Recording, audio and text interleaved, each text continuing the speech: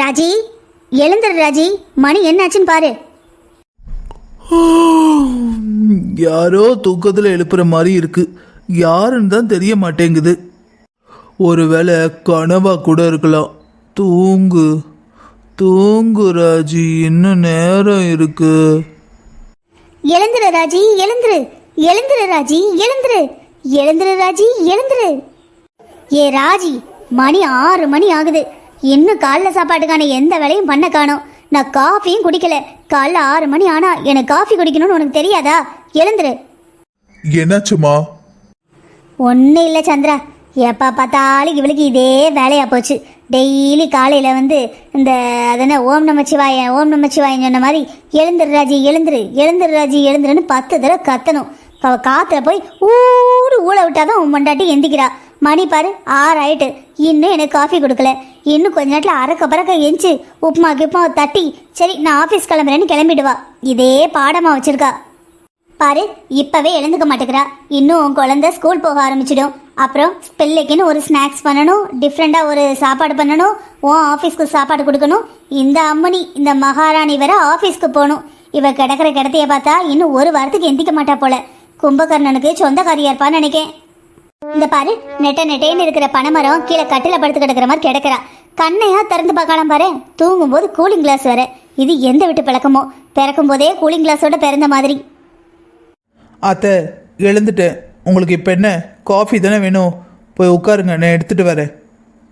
ஏன் ராஜி, கொஞ்சம் சீக்கிரமா எஞ்சிருக்கலாம்ல? எல்லாத்துக்கும் என்னையே சொல்லுங்க. நாள் முழுக்க வேலை பார்க்குறேன். வீடு ஆஃபீஸ்னு மாற்றி மாற்றி வேலை பார்க்குறேன். நான் கொஞ்ச நேரம் தூங்கிடக்கூடாது? நான் தூங்கின உடனே உங்கள் அம்மாவுக்கு ஏதோ போய் குறி சொன்ன மாதிரி எழுந்து வந்துடுவாங்க. தெரியாம தான் கேட்குறேன். 6 மணிக்கு காஃபி வேணுமா? உங்கள் அம்மா என்ன பச்சை பிள்ளையா? தானா காஃபி போட்டு குடிக்க தெரியாதா? நம்மளுக்கு கல்யாணம் நடந்து 3-4 வருஷம் தான் ஆகுது. இந்த டைமுக்கு முன்னாடி உங்க அம்மா எப்படி காஃபி குடிச்சாங்க?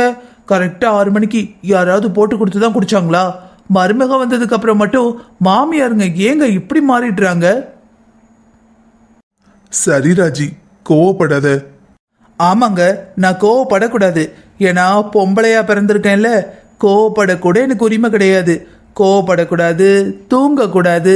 ஏன்னா எல்லா பொண்ணுங்களையும் ரோபோ மாதிரி இரும்புலையும் மிஷின்லையும் மெட்டல்லையும் தானே பண்ணியிருக்காங்க.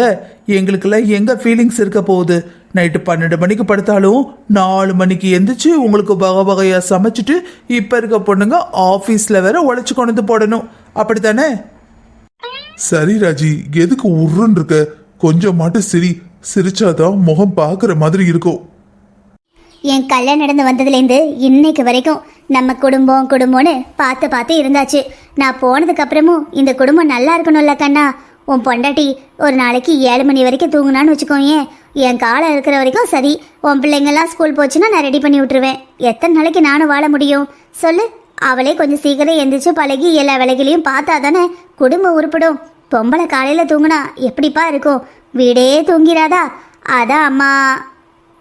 மா, இதெல்லாம் எனக்கு நீ சொல்லணுமாமா? எனக்கு தெரியாதாம்மா உன்னை பத்தி? அத்தை, காலையில் டிஃபன் பண்ணிட்டேன். மத்தியானத்துக்கு லஞ்ச் பண்ணிட்டேன். சாம்பார் வச்சு பொரியல் வச்சுருக்கேன். நீங்கள் மத்தியான நேரத்தில் குக்கரில் ஒரு உலக்கு போட்டு அரிசி மட்டும் வச்சுக்கோங்க. இப்போவே சாதம் பண்ணிட்டோன்னா ரொம்ப ஆறி போயிடும். அப்புறம் உங்களுக்கு சாப்பிட பிடிக்காது. நான் போயிட்டு வரட்டுமா? ஆஃபீஸ்க்கு லேட் ஆயிடுச்சு. லேட் ஆகாம என்ன செய்யும்? என்னைக்காவது நான் எழுப்பாம எந்திக்கிறியா? இந்த லட்சணத்துல அலார வர 4:30க்கு 1, 5க்கு 1, 5:30க்கு 1, 6க்கு 1. நீ எந்திக்கவே மாட்டேங்கிற. அந்த 6 மணி அலாரத்தை கூட நான் தான் வந்து ஆஃப் பண்ண வேண்டியிருக்கு. இதுக்கு எதுக்கு அலாரம் வைக்கணும்? இத்தனை தடவை அடிக்கணும்? வயசான காலத்துல ஏன் தூக்கமும் போய் தொலையுது? இங்க பாருங்கத்த, எனக்கு பேசிக்கிட்டு இருக்க நேரம் இல்லை. நான் ஆஃபீஸ் கிளம்புறேன். ஏற்கனவே லேட் ஆயிடுச்சு. ஏதாவது கேப் புக் பண்ணி தான் போகணும். ஆமா, என் மாவன் கொட்டி வச்சிருக்காம்ல, குடு. டேய் போய் அவளை போய் விட்டுட்டு அப்படியே நீயும் ஆஃபீஸ்க்கு போ. சரிம்மா, அப்ப அவளை விட்டுட்டு நானும் ஆபீஸ் போயிட்டு வரேன். போயிட்டு வாடா. என்னடி பிரச்சனை உனக்கு? இன்னும் எதுக்கு உருன்னு மூஞ்ச வச்சிருக்க? வேற என்ன செய்யணுங்கிறீங்க? உங்களை கொஞ்சி தள்ளணுமா? எல்லாம் என் தலை விதி. உனக்கு இப்ப என்னதான் பிரச்சனை? ஏன் இப்படி பேசுற? என்ன பிரச்சனையா? இங்க என்ன பிரச்சனைன்னு உண்மையாவே உங்களுக்கு புரியலையா? என் கஷ்டம் என்னோட. அது சரி, அவங்களுக்கு அவங்கவுங்க கஷ்டம் படுறவங்களுக்கு தானே புரியும். பார்க்குறவங்களுக்கு எப்படி புரியும்? அப்படி என்னடி பெரிய கஷ்டம்? எனக்கு பிரச்சனையே உங்க அம்மா தான். என்னது? ஏன் அம்மா பிரச்சனையா? எங்க அம்மா உன்னை ஒரு வார்த்தை கூட தப்பா பேசினதில்ல. நீ என்னடானா எங்க அம்மா தான் பிரச்சனைங்கிற? அதுக்கு நீங்க உங்க கண்ணுல போட்டிருக்க கண்ணாடியை கழற மாதிரி உங்க மனசுல போட்டிருக்கிற கண்ணாடியை கழட்டிட்டு பாருங்க, அப்பதான் உண்மை தெரியும். இருந்தாலும் உங்க அம்மா மாதிரி இந்த உலகத்துல யாராலையும் நடிக்க முடியாதுமா. நான் பண்ற எல்லாத்துலயும் வந்து அதையே அப்படி பண்ண, இதையே இப்படி பண்ண, அதை அப்படி பண்ணியிருக்கணும், இதை இப்படி பண்ணியிருக்கணும், இதையே என்கிட்ட கேட்டுக்கிட்டு இருக்க, இதையே நீ என்கிட்ட கேட்கவே இல்லை. ஒரு வார்த்தை கேட்டிருந்தனா அப்பவே சொல்லியிருப்பல்ல. இதுக்கெல்லாமா நான் வந்து உனக்கு சொல்லி கொடுத்துட்டு இருக்கணும்? இது கூட உனக்கு தெரியாதா? எல்லாம் தெரிஞ்ச மாதிரி அதிகமா பண்ணாது. இப்ப நான் சொல்றதெல்லாம் ரொம்ப கம்மிங்க. நான் நடக்கிறது, பேசுறது, பார்க்கறது எல்லாத்துலயும் உங்க அம்மா இன்டர்ஃபியர் பண்றாங்க. என் வாழ்க்கைய நான் வாழவே இல்லைங்க. என் வாழ்க்கைய சேர்ந்து உங்க அம்மா தான் வாழ்ந்துகிட்டு இருக்காங்க. எங்க அம்மா ஒரு புள்ள போச்சுடி.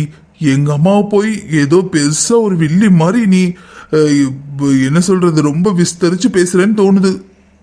பாத்தீங்களா, ஒரே வீட்டில் இருக்கிற உங்களுக்கு கூட உங்க அம்மாவோட சுயரூபம் தெரியல. இந்த லட்சணத்துல நான் என்னதான் பண்றது? முறைப்படி கல்யாணம் நடந்து நான் உங்களை கல்யாணம் பண்ணியிருந்தேன்னா எங்க வீட்டிலேருந்து 1க்கு 2 உண்டு இல்லைன்னு பண்ணியிருப்பாங்க. ஆனா என்ன பண்றது, நான் தான் லவ் பண்ணி நீங்க தான் வேணும்னு அடம் பிடிச்சி கட்டிக்கிட்டேன். இப்ப போய் எங்க வீட்டில் சொன்னேன், நீ எங்க பேச்சு கேட்டியா? அவனை தானே லவ் பண்ண, அவனை தானே கட்டுவேன்னு போன, அனுபவின்னு சொல்லுவாங்க. அவங்களும் சேர்த்து என்ஜாய் பண்ணுவாங்க. என்ன பண்றது, பேசாம 4 எழுத்து படிக்காம வந்திருந்தா இந்த கஷ்டமே வந்திருக்காது. செவனேன்னு வீட்டு வேலையை பார்த்துட்டு சமைச்சிட்டு நான் படிக்கல, எனக்கு வேலைக்கு போக முடியலன்னு சொல்லியிருப்பேன். படிச்சதுனால தான் வேலைக்கு போகணும்னு தோணுது. வேலைக்கு போனா வீட்டு வேலையும் பாருன்னு சொல்றாங்க. வேலைக்காரிய வைக்கிறேன்னா வேலைக்காரி கையால சாப்பிட மாட்டேங்கிறாங்க. எப்படியெல்லாம் டார்ச்சர் பண்ண முடியும்னு உங்க அம்மா ரூம் போட்டு யோசிப்பாங்களோ? இந்த பாரு ராஜி, எனக்கு என்னவோ எங்க அம்மா சாதாரணமா பண்றதெல்லாம் நீ தப்பா எடுத்துக்கிறியோன்னு தோணுது. நீயும் எங்க அம்மாவும் அம்மா பொண்ணு கிடையாது, மாமியார் மருமக. எல்லா வீட்லயும் போய் பாரு, மருமகளை என்னெல்லாம் கொடுமைப்படுத்துறாங்கன்னு. எங்க அம்மா இன்னைக்கு வரைக்கும் உன்னை ஒரு வார்த்தை செஞ்சதில்ல. வீடு பெருக்குங்கிறது கூட வீடு பெருக்கிட்டியாமா அப்படின்னு தான் கேட்பாங்க. ஒரு கல்யாண வீட்டுக்கு போனா கூட கல்யாண வீட்டுக்கு போக போறியாமா அப்படின்னு தான் கேட்பாங்க. போயிட்டு வான்னு சொல்லி கூட நான் பார்த்ததில்ல. இத பண்ணு அப்படின்னு கூட எங்க அம்மா சொன்னதில்ல. ஆமாங்க, உங்க அம்மா பண்ணுன்னு ஆர்டர் பண்ண மாட்டாங்க, கமெண்ட் பண்ண மாட்டாங்க, கரெக்டு தான். ஆனா பண்ண வச்சிருவாங்க. பண்றியா போறியா அப்படின்னா பண்ணு போ அப்படின்னு அர்த்தம். என்ன ராஜி, இப்பவே இப்படியெல்லாம் பேசுற? நீ எங்க அம்மாக்கெல்லாம் வயசாயிடுச்சுன்னா நீ என்னெல்லாம் பேசுவியோ? நீ பேசுறதெல்லாம் பார்த்தா எனக்கு தான் பயமா இருக்கு. எங்க அம்மாவை பார்த்துப்பியா, பார்த்துக்க மாட்டியா, மதிப்பியா, மதிக்க மாட்டியா, முதல்ல வீட்டுல வச்சுப்பியா, வச்சுக்க மாட்டியானே எனக்கு டவுட் வருது. எவ்வளவு வெஞ்சன்ஸ் வச்சிருக்க எங்க அம்மா மேல? ஆமாங்க, ஆமா, நான் கெட்டவதான். நான் வேணும்னு தான் உங்க அம்மாவை பத்தி தப்பு தப்பா பேசுறேன். ஏன்னா காலையில டெய்லி 5 மணிக்கு எந்திக்கிறேங்க. எந்திரிச்சு காலையில டிஃபன் பண்ணிட்டு மத்தியானத்துக்கு லஞ்சு பொரியல் பண்ணிட்டு ஈவினிங் உங்க அம்மாவுக்கு கொண்ட கடலையோ தட்டாம்பயிரோ பாசிப்பருப்போ அவிச்சு தட்டி வச்சுட்டு ஃப்ரூட்ஸை கட் பண்ணி ஃப்ரிட்ஜில் வச்சுட்டு அதுக்கப்புறம் ஈவினிங் சப்பாத்திக்கு மாவு பிசைஞ்சு வச்சுட்டு ஆஃபீஸ் போகிறேன். ஆஃபீஸ் போயிட்டு வந்ததுக்கு அப்புறம் என் மாமியாருக்கு என் கையால் தான் டீ குடிக்கணும். ஏன்னா நான் போட்டால் தான் டீயாக இருக்கும். அவங்க போட்டாங்கன்னா சரி விடுங்க, கேட்ட வார்த்தைன்னு சொல்வீங்க, நான் சொல்ல வரல. அதுக்கப்புறம் அவங்களுக்கு டீயை கொடுத்துட்டு அந்த பயிர் எடுத்து லேசாக சூடு பண்ணி தாளித்து ஒரு பவுலில் அழகாக போட்டு கொடுத்துட்டு அதுக்கப்புறம் நைட்டுக்கு குருமாவும் வச்சு அவங்க சாப்பிட்டதுக்கப்புறம் பாத்திரத்தெல்லாம் அலசணும். எங்கேருந்து வந்தது பாத்திரம்? காலையிலே அலசி வச்சுட்டு போனேன். உங்கள் அம்மா மத்தியானம் ஒரு தடவை சாப்பிட்ருப்பாங்க இல்லையா, அந்த தட்டு, ஈவினிங் சாப்பிட்ட ஸ்நாக்ஸு, நீங்கள் ஈவினிங் சாப்பிட்ட ஸ்நாக்ஸு, அப்புறம் முக்கியமான காஃபி கிளாஸு. நீங்களும் உங்கள் அம்மாவும் என்னைக்கு காஃபி கப்பை கொண்டு வந்து வாஷ் பேஷனில் வச்சிங்க, சோபா காட்டியிலே இருக்கும். சில நேரம் உருண்டு சோபாக்குள்ளே போயிடும். அது குனிஞ்சு தேடி கண்டுபிடிச்சி எடுத்துகிட்டு வரணும். கிட்டத்தட்ட ஒரு டிடெக்டிவ் மாதிரி. அந்த வேலையும் பார்த்து எடுத்துகிட்டு வந்தா காஞ்சு போய் இருக்கும். உடனே அலச முடியுமா? கொஞ்சம் தண்ணி பிடிச்சி வாஷ் பேஷனில் வச்சுட்டு எல்லா வேலையும் முடிச்சுட்டு திரும்பி பார்க்குறப்ப மணி 11 ஆயிருக்கும். அதுக்கப்புறம் நீங்கள் சும்மா தூங்குவீங்களா? ஏன்னா நீங்கள் புருஷன் இல்லையா, நான் பொண்டாட்டி இல்லையா, உங்கள் ஆசையெல்லாம் நான் நிறைவேற்றணும் தானே. அப்படி இப்படின்னு முடிச்சுட்டு தூங்க 12 மணி. நீங்க நல்லா தூங்குவீங்க. எனக்கு தூக்கமே வராது. ஒரு 1/2 மணி நேரம் 3/4 மணி நேரம் எதையாவது புக்கை வாசிச்சாதான் தூக்கம் வரும். ஆக மொத்தம் நான் தூங்கும்போது மினிமம் 12:30, மேக்சிமம் 1 மணி. 1 மணிக்கு படுத்து 5 மணிக்கு எந்திரிடுறேன். ஐயோ, அப்ப இவ பகல்ல தூங்குவாளோ அப்படின்னு நீங்க நினைக்கலாம். உங்களுக்கு மறந்து போயிருக்கும்னு நினைக்கிறேன். நான் வீட்டில் இல்லைல்ல, ஹவுஸ் ஒய்ஃபும் கிடையாது. ஆஃபீஸ் போகணும். ஆஃபீஸில் போய் தூங்க முடியாது இல்லையா? ஆனால் அந்த கண்ணில் இந்த டயர்டையும் காட்டாம ஆஃபீஸ்லேயும் பர்ஃபெக்டான ஒரு எம்ப்ளாயாக இருக்கணும், வீட்லேயும் பர்ஃபெக்டான ஒரு மருமகளாக இருக்கணும், இடையில உங்கள் பிள்ளைக்கு பர்ஃபெக்டான அம்மாவாக இருக்கணும். முக்கியமான ஒரு விஷயத்த சொல்ல மறந்துட்டேன் பார்த்தீங்களா? இவ்வளோ சின்ன வயசுல எப்படி நான் துருன்னு சுறுசுறுப்பாக இருக்கேன்னு உங்களுக்கு டவுட் வரல? நான் இப்படி இருக்கிறதுக்கு காரணமே உங்கள் அம்மா தான்.